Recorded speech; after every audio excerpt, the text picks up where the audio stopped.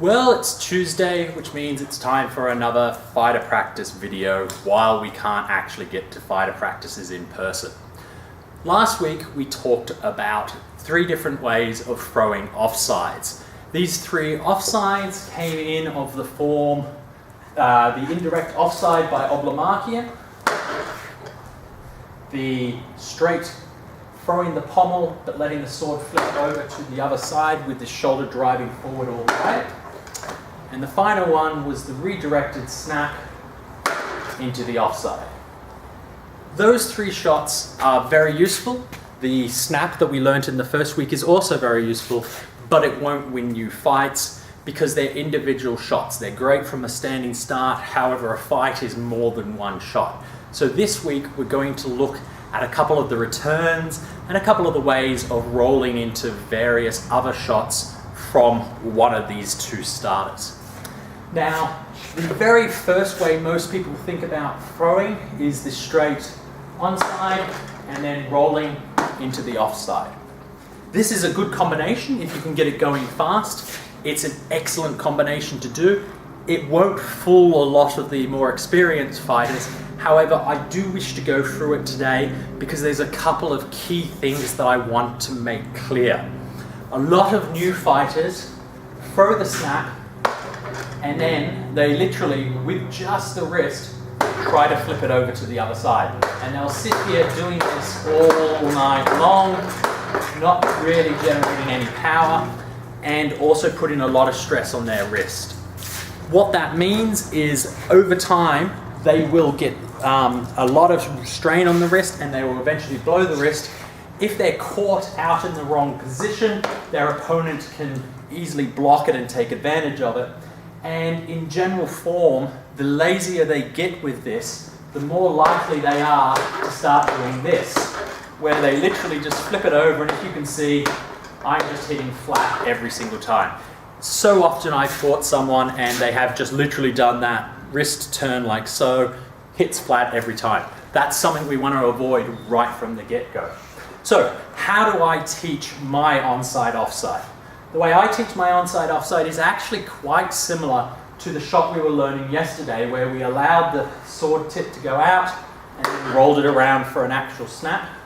In this case, we've already completed our shot. We turn our hand vertical so the blade is facing up. This elbow is nicely crooked.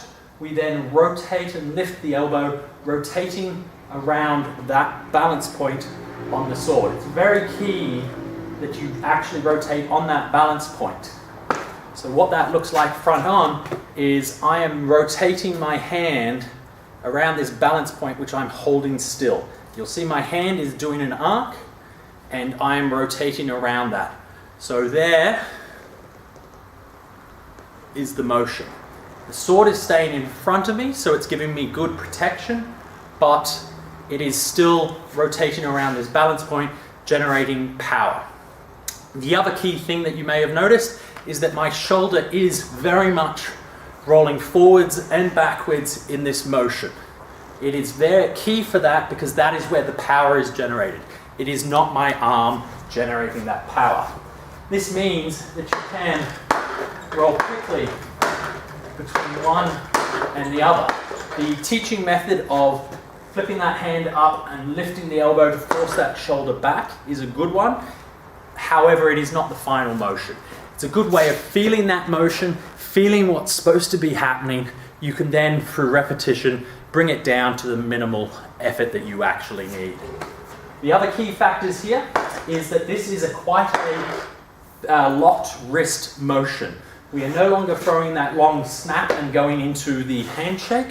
We are instead throwing the handshake, lifting it up and going into a cut hammer blow style motion as we push that sword and cut through our opponent in that motion from that side. When we come back, we literally just reverse the motion, flip it over, and now we're cutting and pushing through that side, which gives us the fast motion to either side as we need to go. That's very important that you are continually rotating around this balance point and you are rolling it over to actually hit blade on each time.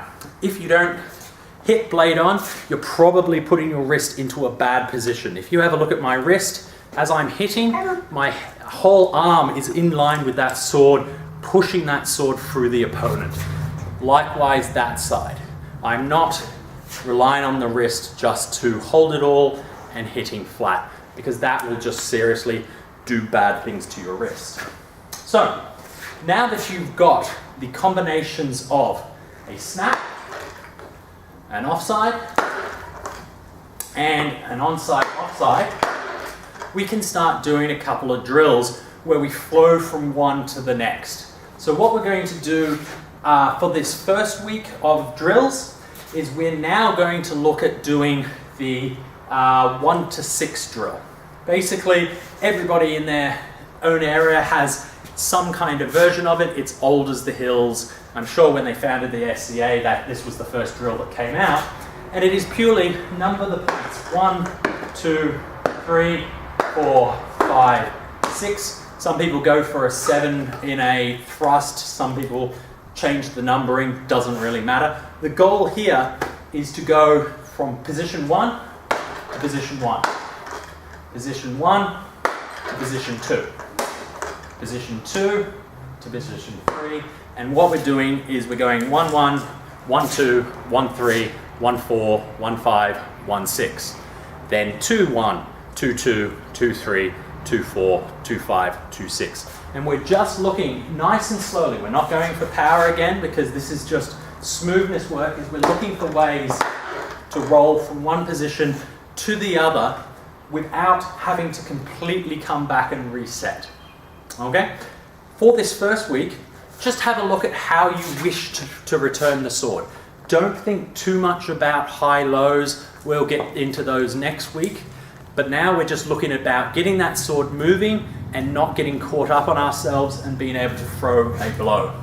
Now, the key fact here that I haven't yet mentioned is do not be completely static against this pell. Do not think, oh, I got to hit it down here, therefore I'm going to go into one of these kind of positions. This is a terrible position to strike your opponent. Think about holding a shield if you've got one, or keeping your arm up if you don't have a shield, and stepping slightly.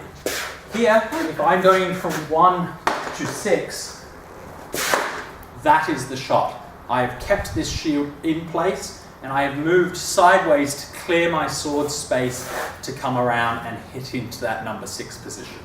It is very key that you practice such movement, such small movements, whether you have to lean or step or so forth around the pell while doing this drill, because otherwise you will practice standing still, and you will be, when you actually get into a proper fight, your opponent probably won't be a pell and just stand there and let you step around them, or just stand there and throw shots. So remember, step, move smoothly between each shot, practice it nice and slow. We're going for smoothness, we're going for slowness. Let yourself figure some of these shot combinations out and what works for you. And then next week we'll talk about some more drills and some returns.